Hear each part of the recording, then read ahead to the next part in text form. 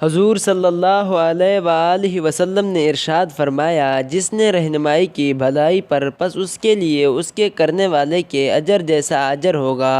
اس حدیث کے راوی مسعود الانصاری رضی اللہ عنہ کہتے ہیں کہ ایک آدمی آیا حضور صلی اللہ علیہ وآلہ وسلم کے پاس۔ اس نے کہا کہ میری سواری تھک گئی ہے، بس آپ مجھے سوار کر دیجئے دوسری سواری پر۔ تو حضور صلی اللہ علیہ وآلہ وسلم نے فرمایا کہ میرے پاس سواری نہیں ہے کہ جس پر میں تجھے سوار کر دوں۔ تو اتنے میں ایک آدمی بولا کہ اے اللہ کے رسول، میں اس کو بتاتا ہوں کہ کون اس کو دوسری سواری پر سوار کر سکے گا۔ تو اس پر حضور صلی اللہ علیہ وآلہ وسلم نے یہ ارشاد فرمایا، جس نے صرف رہنمائی کی اس کو پورا ثواب ملے گا اس شخص کے برابر جس نے اس کا کام کیا، کیونکہ ہر خیر کی طرف رہنمائی بھی خیر ہوتی ہے، اس لیے جو ایسا کرے گا اس کو کرنے والے کے برابر کے ثواب دیا جائے گا۔